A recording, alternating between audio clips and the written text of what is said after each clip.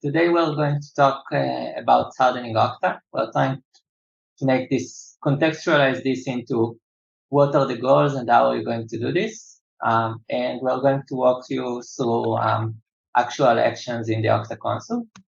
I hope that we'll manage to go through all the content, but if not, you will also have it available as a document later. How are you doing, Jim? I'm doing fantastic. Thank you.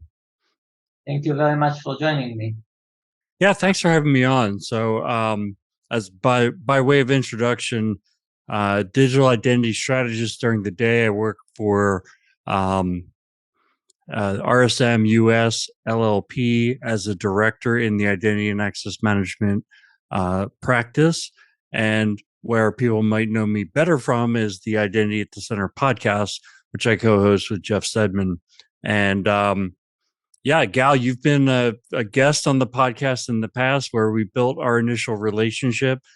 For anyone who's interested, we have a website. It's got a fantastic search engine that Jeff figured out how to configure, or I'll just say he created it. And you're on episode 98, where there's a search capability in the listen tab. And that was way back in June of 2021. Easier way to find the podcast is using your podcast app. Just search for Identity at the Center. Yeah, I've been actually an avid follower of your podcast even before I actually got to be on it.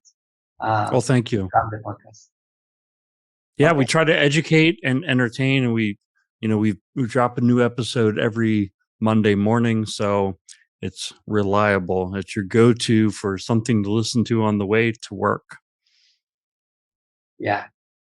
And by way of introduction, I'm Diskin. I'm the co-founder of the CTO of Authomize. We are an identity threat detection and response and identity security posture management company. We deal with detecting threats in your identity systems and on the identity layer in applications, and with securing their posture. This is not going to be about Authomize other than mentioning this. This is about technically what you can do even without Authomize. Although I will say that there are a lot of places that you could and should think about adding ITDR solutions as an additional layer on top of your identity systems. So without further ado, let's start talking about what we are really here to do, which is to harden Okta.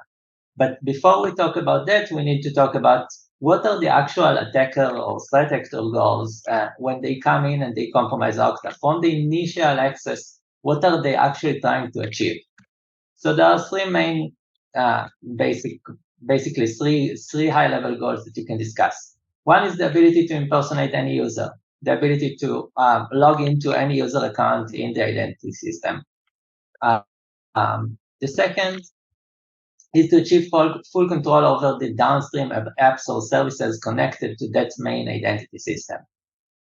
And the third is the complete control of the Okta superadmin privileges, allowing the attackers, in theory, to lock out the identity, the legitimate users of the identity system from them. Those are the core three goals that I think we've seen threat actors aim to gain as they infiltrate systems like Okta. Yeah, Gal, I mean, these are, in my opinion, those are the nightmare scenario that can happen, right? Every IDP administrator, Okta or something else, but we're talking about Okta here today. That's the worst case scenario, right? Especially the last one. But interesting conversation that I get into, or I used to get into a lot with folks, was why do we want to have centralized SSO? It's not a question that gets asked very often these days, but it might be some people's initial gut reaction, like, okay, well, you got one account. Now you're able to go into tens or hundreds of systems and kind of take over the entire business by getting one account. So wouldn't it be better to not centralize those systems and have multiple accounts? I think, look, as identity practitioners, we can face those kind of questions that are very fundamental, like why are you pushing us towards this? And the reality is, I think answer number one is like we need to have centralized command and control. So having this modern IDP concept where you have essentially you try to get to one ID per person, maybe the person has two if they have admin rights, but it's then you can apply strong controls over that account, strong password controls, strong policies for when and where, as well as probably most importantly, multi-factor authentication. Imagine trying to deploy multi-factor authentication for 400 applications without having a centralized IDP. So I wanted to bring that up because, I thought back to some of the times that I was asked, like, why do we do what we do? And it's really about that. Even though this is the risk, right? If you fumble that account, if a person gets access to an account, the landscape of now where they can do the bad actions, it gets very wide. Yeah, definitely. And I would just add that another advantage of actually centralizing stuff is that you can monitor from a centralized location the potential malicious behaviors and detect those as well.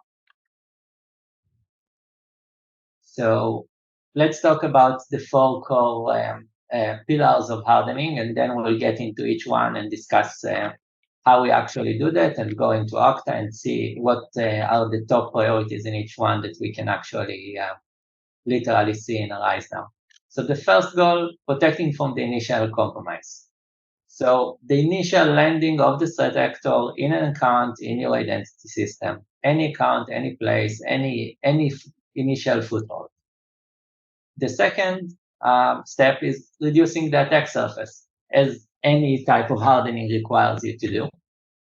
Third step would be disrupting what happens after the initial compromise, whether it's lateral movement or other post-breach activity. And the last step is to continuously monitor and be ready to respond, because we all know that in today's world, we need to take an assume breach type of mindset and be prepared to the situation where we might be breached, and how do we respond to it? How do we recover from it? How do we deal with this? How do we know what happened? So this is very important as well. Yeah, this is the core of which the rest of this is going to build on, right? As a practitioner, we want to come up with strong controls to stop the initial compromise. We don't want to get phished. We don't want to have accounts that can be leveraged to get access easily. If that does happen, though, we want to have fewer points by which those accounts can be used, and then we don't want them to be escalated. So that's really the first three blocks. But I love this fourth block, which is, really getting down to now if a breach takes place, that we can spot it quickly and we can extinguish it. I think it was the IBM breach report that pointed out that breaches don't get found on average for it was well over 100 days. I want to say the number that sticks in my head is 184 days. That's insane. That's more than half a year. So, finding those breaches and putting them out, isolating them, and then extinguishing them is absolutely critical. Great. So for all of you waiting to see the Okta console, we are getting there in 1 minute. So let's talk about how do we protect from initial compromise. And this starts from talking about the common initial approaches that threat actors take to achieve this initial compromise. So it starts from buying or otherwise acquiring in many different ways, either leaked credentials, usernames, passwords, etc., or session cookies, which has been really, really popular on dark web forums recently. They literally have buying systems where you can buy a live session cookie, test that it works, and then use it to basically steal a session, bypassing MFA or anything else that you can, any other control that you might have, or most of them at least. Obviously, you should look for solutions like ITDR solutions that are dedicated to detect this type of stuff.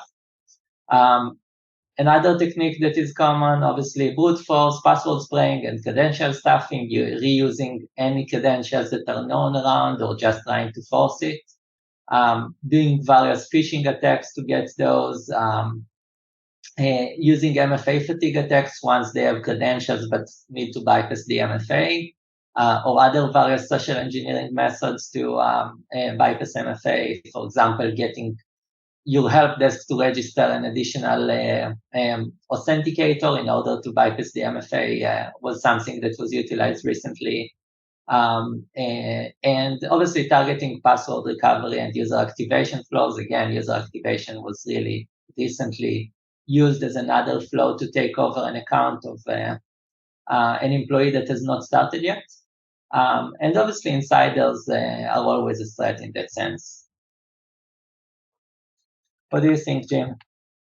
Well, I think I'm looking at your the meme on the bottom, the Maginot Line. So this goes back to pre-World War II for the U.S., 1940-ish. France created this impenetrable line because their focus was our border with Germany is where Germany will come through to attack our country.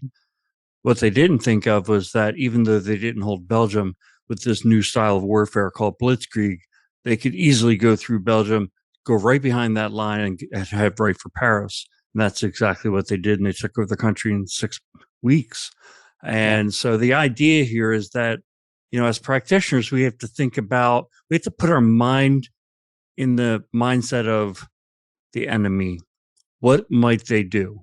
How might they attack us? And it's got to be more than just a straightforward, because they're trying to stay one step ahead of us. We need to stay one step ahead of them. Definitely.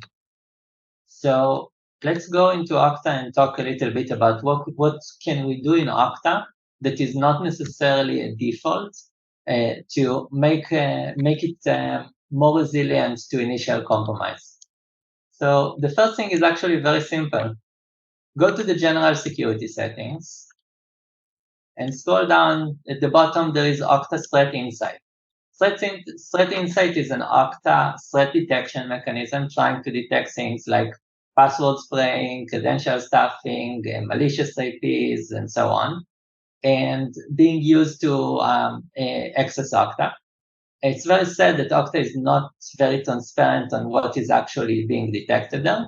But it's interesting to know that, as far as I know at least, the default is always logging and not actually blocking. So you can just go ahead, edit it, and set it to block. If you're very concerned, although I've not seen them doing false positives, you can add exempt zones. But obviously, every exempt zone is an additional attack surface that an attacker can use. So this is basically it. And with that, you have already added an additional layer of security on your authentication process.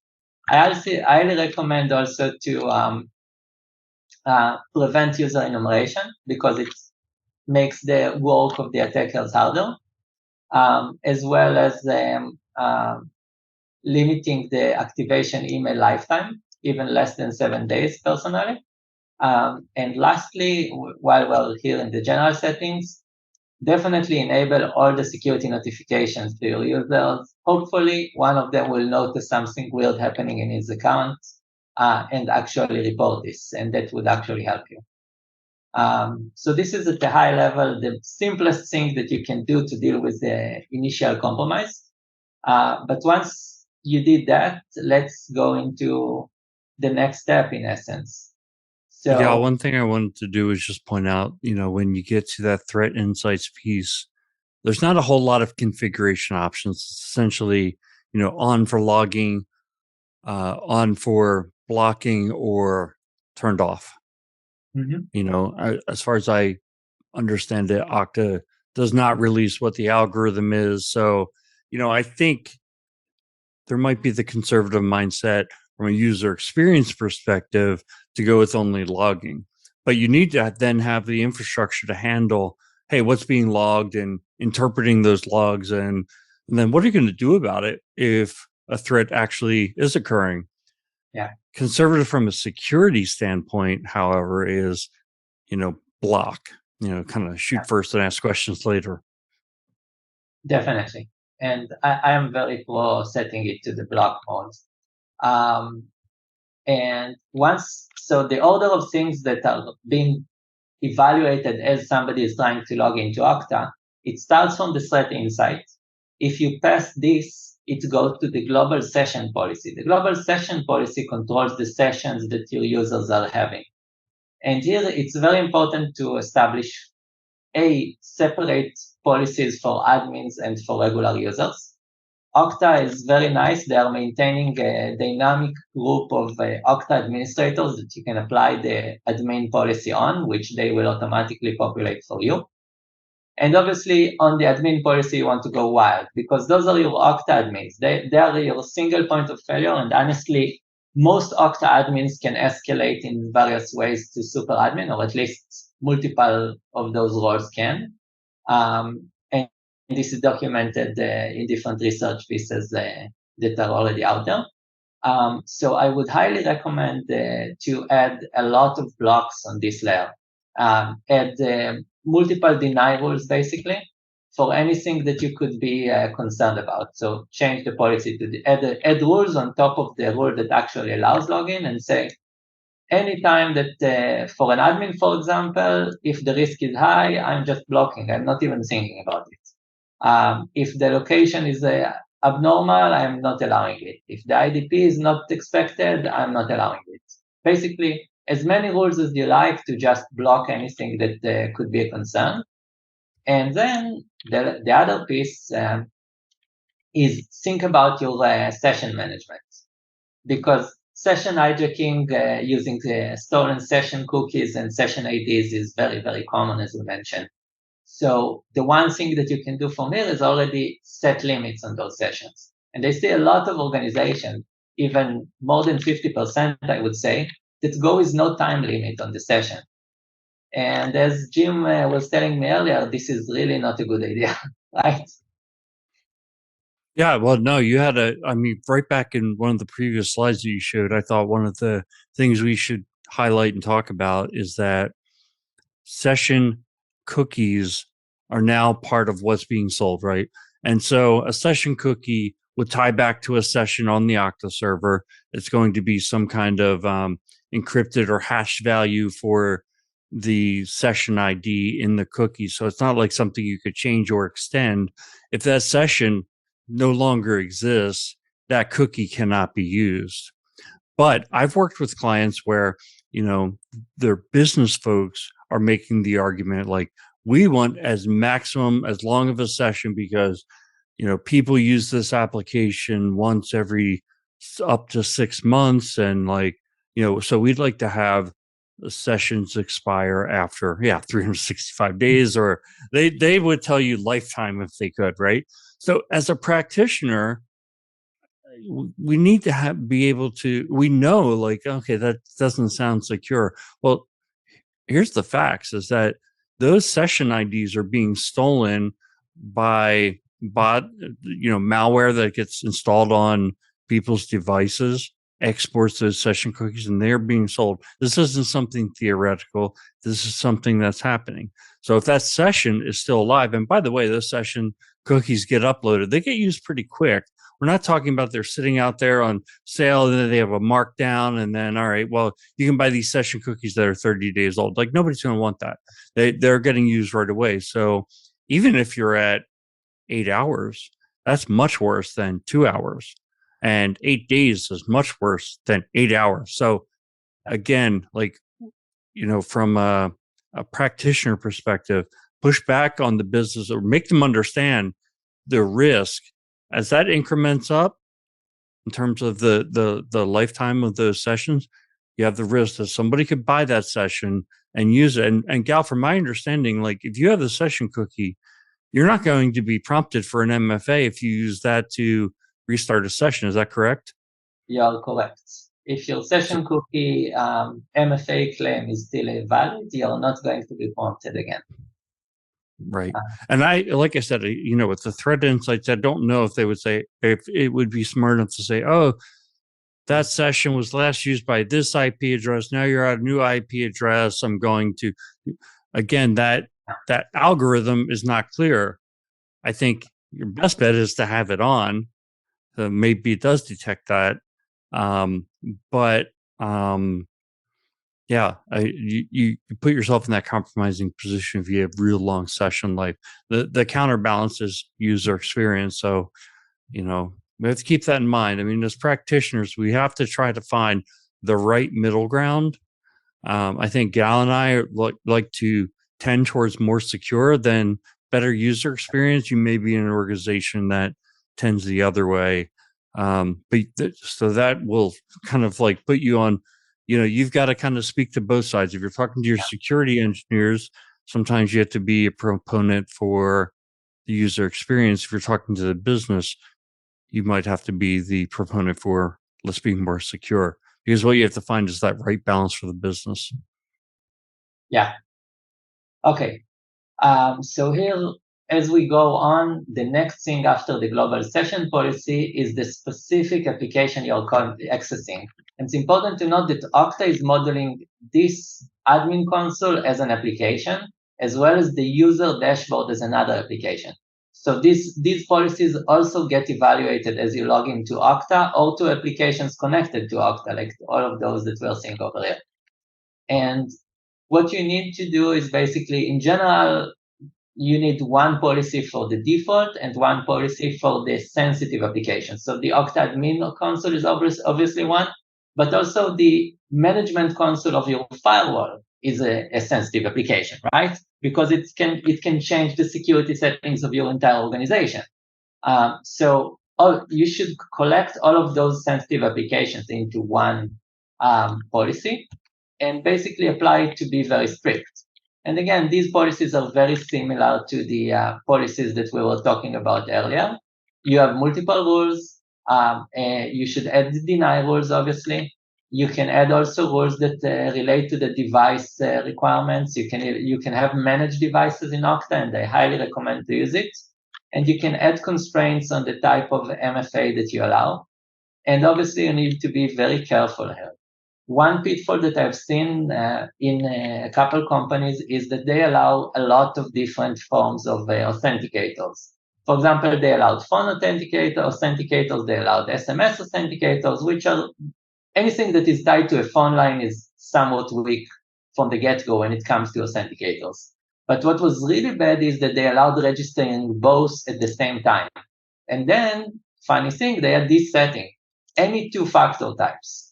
So the end result is if somebody managed to steal your phone line, which is a fairly common cyber attack against MFA, they could use the phone authenticator and the SMS authenticator to log into the CEO's account in that company. And this is why you need to pay attention to these requirements. Say that you want to constrain this to phishing resistant or hardware protected type of factors, and obviously exclude the phone and email authenticators. Never turn off this setting from the MFA requirements, especially on admins. Yeah, you're making great points there, Gal. And the other thing I'd say is whatever your policies are for your end users, your policies for your administrators ought to be that much stronger, right? If you have any two factors for administrators, like you're just standing on the train tracks ready to be run over, because that is not strong enough. I would say, general rule of thumb, whenever you're talking about privileged access, is separate accounts, right? You don't want to get phished for those accounts.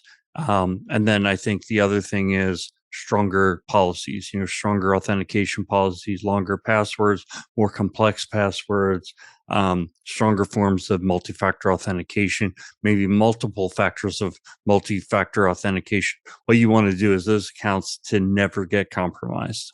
Yeah, definitely. And be careful, because sometimes more is less in that sense, right? That's true too. With a few that are very strong rather than adding too many that are just becoming weaknesses to each other. That's absolutely true. And, an area where that's true is like you make people change password every 30 days, right? Then they start finding shortcuts for the password. And if you're using a second factor, you have to look at like the what I call the unhappy path. So when somebody's looking to compromise an account, they're usually not going the straightforward path of just trying different passwords. They're, how can I say my account is locked, or I lost my other multi-factor authentication form? And what does that? Oh, maybe it's knowledge-based authentication. Then I'm in. So you have to think about that unhappy path as well. Yeah, definitely. So let's talk about the two last quick things from the important stuff about initial compromise, and we'll move on to reducing the attack surface. So first thing is tokens. Tokens allow us to log into Okta in general without MFA. It's very important to review them as a super admin. Look at the Okta existing tokens. For example, here I have an expired token in this tenant. Hasn't been actually used much. Actually, it has been, but it was created in 2022. I can totally revoke this and remake it if I don't want to use a long-living token, because it's very dangerous, obviously. So this is at a high level, highly recommended that you go in and review all the tokens that exist. Make sure you have also rotation policies that in place to make sure that the token expiration arrives, refresh token lifetime is limited, and trusted origins are controlled. And the last thing, which is one of the most worrying things, is the directory integrations. Okta comes with a very interesting feature, which is providing you with an open LDAP interface to your tenants. By default, this LDAP interface is on. If you go to this URL or whatever URL you're using in your tenant over here, you will find an LDAP interface that you can communicate with. Obviously, you need to be able to authenticate to that LDAP interface, but there is no reason to have this exposure, both from an attack surface perspective and from the perspective of having another avenue for initial compromise. So if I go into this LDAP interface, I can go ahead and just deactivate it, which will, if any of you played around now and try to connect to this LDAP interface, you're going to find that it's now disabled. Or I can even delete it if I want to. I think though you get the general idea, and it's really, really important to reduce this. Unless you have a specific use case that uses this web exposed LDAP interface, you should not have it up. Yeah, and I'll go a step further. It's like if you do have that important use case that depends on LDAP, it's just think about this configuration for a minute. You're going to use SSL when you're talking about LDAP. So port 389 is the standard port. So if someone can find your Okta instance, in other words, that URL there at host, they're going to figure out what port you're using, and any kind of LDAP browser will go and try to bind to that address. So this is what you're talking about with the attack surface, right? It's just one more. Now this is the attack coming in through Belgium. There you go. Yep. Thank you. Let's talk about what else we can reduce in the overall Okta attack surface. So the attack surface is the identities and the externally exposed interfaces like the LDAP interface we just mentioned, and all the connections that are inbound either from applications or from upstream identity providers that could be third parties like companies or first parties like departments in your company. All of those are ways to get into any specific Okta tenant. Obviously, the Okta API is part of the attack surface exposed to attackers. The sync agents that sync to on-prem, and those include radius sync serve agents, LDAP, Active Directory, MFA. There are a ton of sync agents for Okta that could all be targeted. And lastly, there are internal interfaces that threat actors can make use after they get into or pass the initial compromise. And we want to reduce this potential attack surface as much as possible. So one thing that I think a lot of people are probably less aware of is that some of the attributes of identities in Okta are editable by the user themselves. And as the user is capable of editing his own attributes, he's able to either change attributes that affect his group membership to gain access to additional applications, or change the way he looks in the Okta logs in order to hide the way he appears when he does potential malicious action, what's called the spoofing logs. So if we look at it, there is a very hidden setting, but that can exist in your environment, or that does exist, that says which attributes, by clicking on this small I next to the attribute, is actually editable. And here, for example, the first name is something that the user can change, which can change his appearance in the Okta systems, as an example. And obviously, you can go ahead and talk whether the user can change the actual email that he's using, which is his primary ID in the organization, and potentially still another ID in some cases, and so on and so forth. So this is really, really important to make sure that we either not allow at all or not allow at least the modification of any field on which another automated system relies. For example, the group rules in Okta, or the group rules in some application downstream that is thinking based or deciding on permissions based on those attributes. So this is really important and really hard to find, although Okta supports the setting. You need to go into the profile editor, go into the default user profile or whatever user profile you have, and review each attribute by clicking on the small I. Yeah. Yeah, the thing I'd add to that is that you shouldn't be like cruising around and making changes to this on the fly, right? You have to go through proper change control, even in smaller organizations. If you're, and even in newer implementations, start with those strong practices around change control. Make sure people know what you're doing, can test it, do it in a test environment first, because you have the capability of, screwing things up royally and your applications stop working or they stop working as you expect.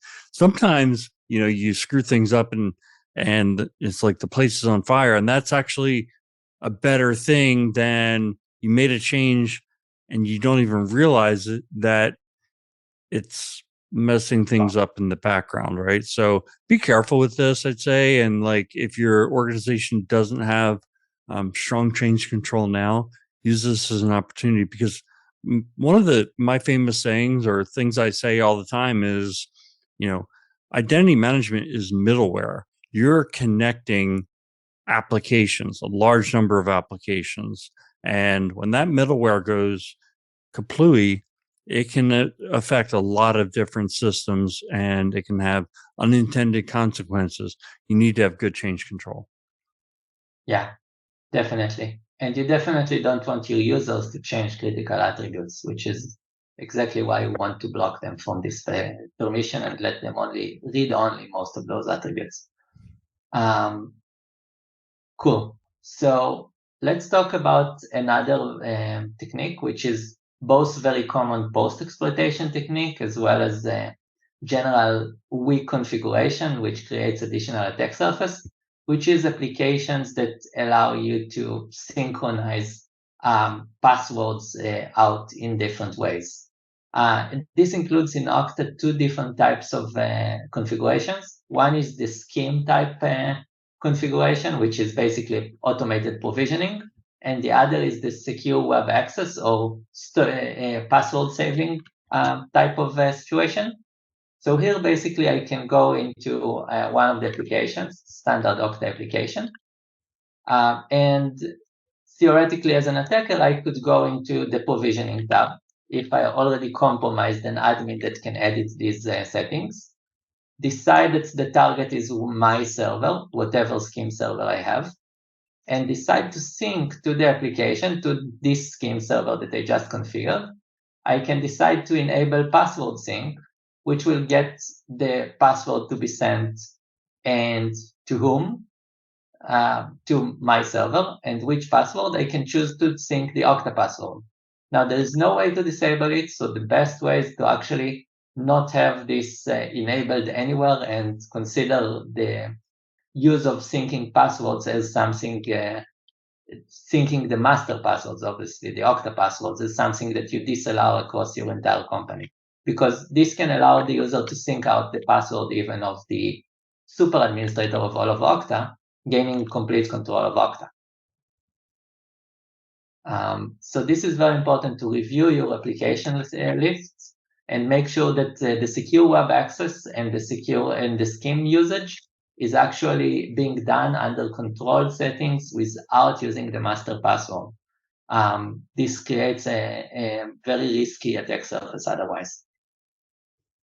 Yeah. And yeah, that's really about that attack surface, right? I mean, like, you think about it, you just like social security numbers, they have to be in their HR system. They don't have to be replicated downstream to other places. Why is that? The more places you have it, the more likely it is that that data will get stolen or something bad will happen. Same thing with these passwords. If you replicate them to unknown system and it gets compromised and someone pulls those passwords out, you might not even know it. yeah. You might find out because, you wind up having a breach because those passwords ended up somewhere. So, yeah, I mean, that's obviously we just need to get rid of passwords, right, Cal? I don't think anybody's going to argue with that. No, I encourage everybody to use proper phishing-resistant factors instead of passwords. Yeah. So one thing that is interesting is that Okta is working and improving their capabilities, and there are a lot of features that are actually pretty good in early access. Some of them are waiting there for a while. Some of them are appearing and then being released to production fairly quickly. I will point a few features that you want to do to enable in your environment based on the current Okta version. So automatic updates for your AD and LDAP agents is a fairly good idea always, as it is always with patching and updating software. Detecting lockouts caused by unknown devices is important because otherwise attackers can basically do a denial of service attack by just attempting to log into account and getting the account locked out like this. And the Okta is adding additional permissions, which allows you to remove some of the risks from certain roles by creating custom roles instead. So for example, you can create a role equivalent to organization administrator, but without access to identity providers, which reduces one of the privilege escalation passes for that role.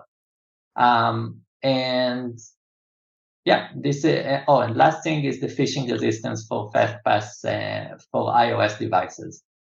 So obviously, if you're using Okta FastPass, you would like to be as phishing resistant as possible, also on your iOS devices.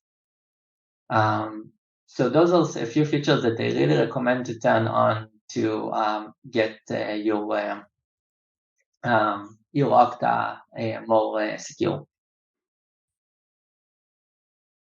Cool. Let's continue. So next thing we have is disrupting the lateral movement and other post-breach activities. And those can map to abusing the scheme or the SWA capabilities that we mentioned earlier. They can also include taking over admin accounts by adding IDP and using it to log in as one of the users that is already defined in your environment. Using delegation configuration to do the same by creating a fake Active Directory delegated authentication or LDAP delegated authentication scenario, and using that both to establish persistence and escalate and log into all other accounts, laterally move through the accounts. Obviously, overriding the attributes to invoke group rules that we mentioned earlier, dumping Okta user credentials, which we talked about, escalating privileges through different admin roles. There are also the other kinds of abuses to escalate privileges through certain permissions that you should be careful of.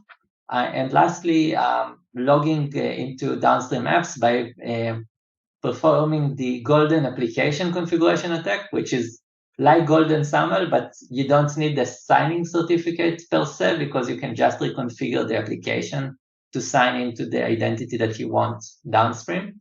So all of those are very, very sensitive, and obviously you want to do your best to make this hard or impossible as much as you can.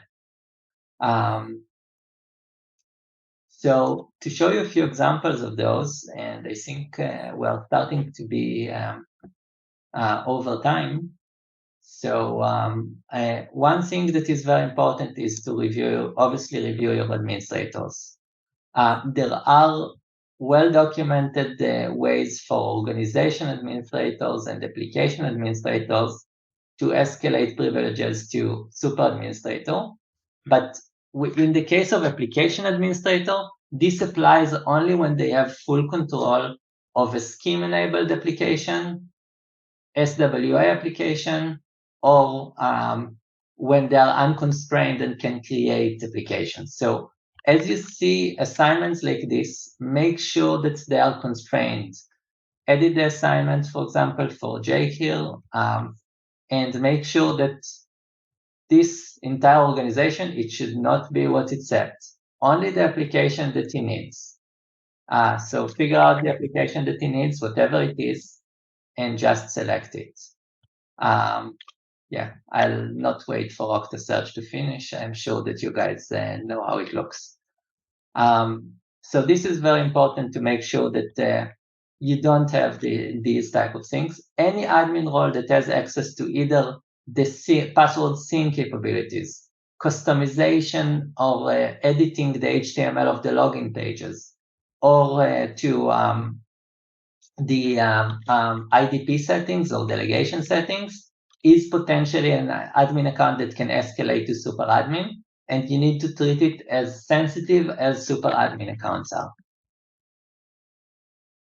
Yeah. Cool. So let's talk about a few other things that you might want to make sure that you look at.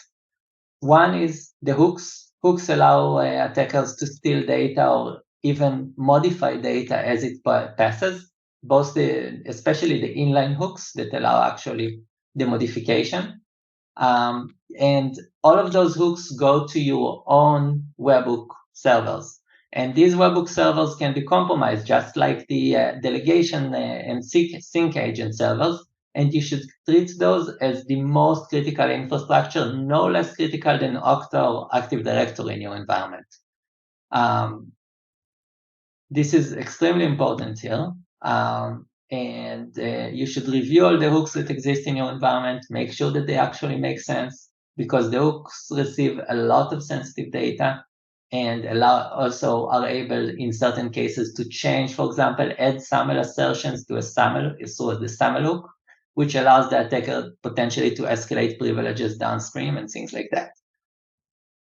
And one more thing that I will note here is the identity providers and delegated authentication. Those basically control the sources of identities into your environment. One thing that is very common in Okta, I don't have this in this environment, sadly, is the Okta preview. Okta preview is a second URL of Okta, oktapreview.com, which Okta uses to provide you with a secondary tenant that allows you to test new features and new capabilities. I've seen several organizations where the Okta preview was configured as an identity provider feeding into their main organization, okta.com. The problem is that the Okta preview is a playground. Everybody gets permissions there. Everybody can play however they like because it's the tested environment. But because they have all of these permissions, they can use those to log into any account in your main okta.com tenant, if you're not setting things up carefully to prevent this. So this is extremely important to actually look at. And let's go into one of the identity provider configuration there and see what we should actually pay attention to as we review an identity provider configuration. So obviously there are some default settings, but if I go ahead and edit the settings, so one thing that is extremely important, usually an identity provider is basically using whatever the identifier it's got as the identifier that will be passed into your system. It's highly recommended, even this is the best practice and most critical one, to add a prefix. If you have a prefix to the naming that is a default prefix, you can generally prevent any type of attack that is using an upstream identity provider to get into a specific account in your environment. So really pay attention to this one. It's much better than the other alternative to this, which is using a regular expression to identify the subject name IDs that you don't want to be used. And we all know how easy it is to maintain regular expressions when usernames are changing, admins are changing in your environment, etc., etc. Right, Jim? That's absolutely right.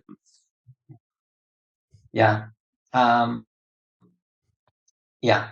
So this is extremely important. I highly encourage you to review all the identity providers and similarly, all the delegated authentication environments that you have, whether those are Active Directory or LDAP based, and basically make sure that if you have any, you have set them up correctly, you have protected every agent that you have connected, and they are set up in a very safe type of environment. I will tell you that in one of my customers, we have discovered an Active Directory that they thought they decommissioned 3 years ago, that all of their developers were using as a playground connected to their delegated authentication, allowing them to basically log into every account in theory, if one of the developers was compromised. So this is something that you really want to pay attention to.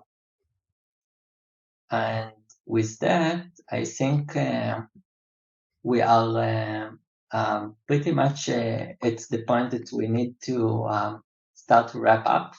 So I will just try to talk quickly about continuously monitoring and being ready to respond to every attack. And from there, we're going to see if we can answer a question or two and wrap this up. So really quickly, what can you monitor to be ready to respond? And what can you do to be ready to respond to actual breaches when they happen? So start by enabling all the emails. Use the Okta dashboard, this dashboard. It has certain alerts and notifications that are useful. These notifications allow you to, for example, know when certain changes happen, but it also lulls you into a false sense of security because there are a lot of things that this dashboard is actually not detecting. So don't trust only this dashboard. If it alerts you on something, it's great. But if it doesn't, don't assume that it didn't happen. There are a lot of ways to bypass this. Next, backup the logs. The Okta default log retention is only 90 days. As Jim mentioned earlier, how many days is the statistic for discovering a breach? Yeah, it's like over 180. And I will say something on this point, which is that this seems to melt down people's minds even after they've bought Okta, right? It's like, oh, it can't be only 90 days. You must be wrong. And then they go and research and like, oh, you're right. And so it's just plan to do the integration into SIM and to, you have to think about this holistically. You really need to be thinking about your security operations center and how are the important events going to bubble up to the top and find their way onto the dashboards to be correlated with and visible with all the other security events that are happening in your organization. You really need to think about this holistically because out of the box, Okta, from a logging standpoint and from a bubbling up kind of dashboard perspective of monitoring and alerting, is not what most enterprises are going to expect. Yeah. So really, really pay attention to this and make sure you have a copy of the logs. Otherwise, when you are in a problem, you won't even be able to go back and look at what actually happened. And obviously, it's better if it goes to a dedicated monitoring tool like Authomize, but other ITDR solutions as well, that is able to detect whether it's session hijacking or malicious activity in your environment, identify critical changes to configurations, like happened, for example, in MGM when an IDP was added or the delegated authentication was changed in different attacks that Okta mentioned, attributed to the same attackers in MGM. And obviously, plan your response protocols for the scenarios from above, all of these presentation and others, very carefully. Make sure, for example, that you have scripts that can allow you to suspend all users if you're in the type of critical situation like the MGM's one. Make sure that you have a break last account that allows you to go back as a super admin, or tries at least. Have all of those prepared so you have actually gone through the start exercise and prepared the tools that you would need and not find yourself trying to figure out how to establish those or to maintain access and maintain activity to a certain extent when you are in a critical situation. Yeah. So I think this is pretty much what I'm going to cover today. I wanted to show a few more things in the Okta console, but it's obviously not realistic as well, really over time. You will get sometime next week the guide that contains more detailed information. But for now, let's see if we can answer a few of the questions here. So the first question is, what passwordless initiatives would you recommend for mid-range companies? Oh, this is a good question. Jim, how about you? This is more your side of the game. Yeah, and I'm not in the business of recommending individual companies, right? So that's one of the things about identity at the center is that I wouldn't go out there and recommend individual companies, but I would start with analyst reports. That's a good way if you're not able to make it to conferences. So I'm a person who gets to a lot of conferences. We'll be at the FIDO Authenticate conference next month, and there will be scores of passwordless solution vendors. So I think you really need to do the research.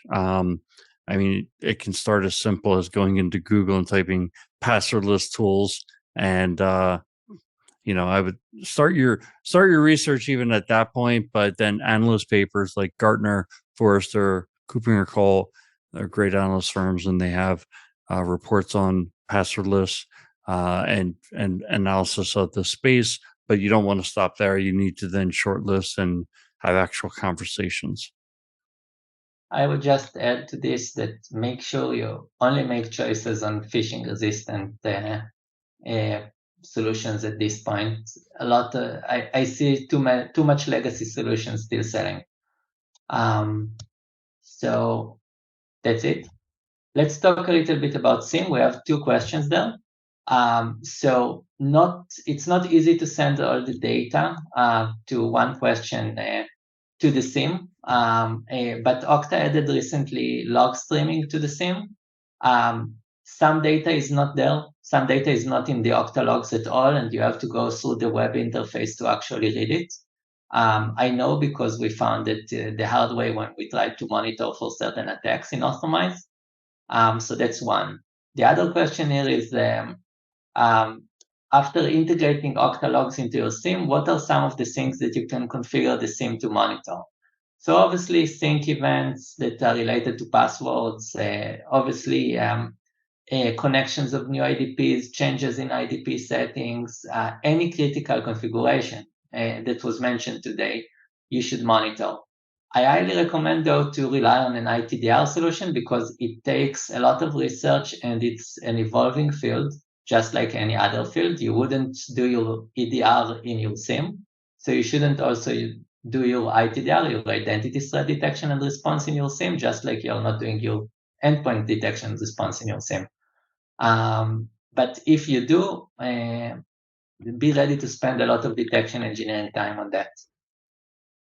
It's just to add to that list, it's generally thought that someone who breaks in is going to want to create a backdoor for themselves. So it could be creation of new accounts that end up with administrator privilege. It could be oftentimes changing the backup email for an account to an external email. That's usually a big red flag because they're looking to take. You have to remember, hackers don't want to be noticed. So they're going to do things like even creating new accounts is usually kind of a no-no within the hacker world because it's something that's going to be noticed. But at the same time, they have to do something so that they can get back in at a later date. And ideally, they want to create multiple options in case those things are discovered. Changing email address on accounts is a common one. Anything with new accounts entering the administrator groups is something that you definitely want to watch out for. Yeah. But again, it's very hard to do that if you don't have a platform that can actually parse the permissions and understand them, because there's all sorts of nesting and elements that make it harder to actually do that. Obviously, Okta limits group nesting, not to say that I'm saying this is possible. But there are other ways to actually create hierarchies there. Okay. Last question, because we're really running out of time. Would you recommend creating a brand with a custom non-Okta domain or to create a custom harder to spoof outbound email address? Actually, I would not. Adding a brand into your Okta organization basically allows editing the core HTML page of the login page. And it creates a person or a group in your organization that is able to do that. And because they can edit this HTML, there is a potential that any attacker that gains this privilege can actually use this to add malicious scripts into your login page, which you obviously don't want. As well as not just the login page, other pages as well. So they can either hijack your session cookies or potentially steal your user credentials. So my answer to this is I think it's less good. But obviously, there are some considerations why you might want to do this as well. But if you do, really, really protect carefully the permissions to actually edit the branding and the customizations, as Okta calls it. It also applies to emails and SMS templates in Okta. Jim, anything to add on this? Yeah, just to add on that, I mean, I think it was common 10 plus years ago to take the login dialog box and maybe put it on the front page of a portal to kind of like make it feel like it's fully integrated to the app versus redirecting you to a login page and redirecting you back and kind of, I mean, it's kind of ubiquitous that redirect is happening now because of all the points that you brought up. Like the login page is built by Okta. It's got a bunch of security controls built into it. And if you want to deviate or not use that, or like you said, kind of like make major customizations to it, you might just disable some of that or make it not work. Or there's a SaaS application. So if you're updating and using a separate HTML file, then it gets up, the things get updated, but your file doesn't get updated. So I'd push back on the business if they said, oh, we can't live with the redirect to the standard looking Okta even though it has our logo. It's like, show me the organizations that don't have it that way, especially for workforce IAM. Now when you get to customer IAM, it's a bit of a different story, but that's not really what we're talking about here today. I mean, yes, Okta can be used for that, but much more they're using the Auth0, now called customer identity cloud. So it's a totally different technology solution. But for internal IAM, I think the redirect to the Okta's default login screen is the way to go. Yeah. And, I would love to go down the rest of the questions. If anybody wants to, you're very welcome to send them to Authomize, and I will answer them later. But right now we're really out of time. We're extremely over time, to be honest.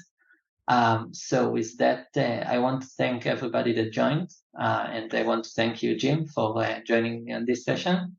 And we're really, really happy to continue the conversation. If you do think about getting a more dedicated solution to scan your either identity security posture management or detect identity threats such as session hijacking, credential attacks, or malicious activities within your identity systems, I hope that you would consider Authomize.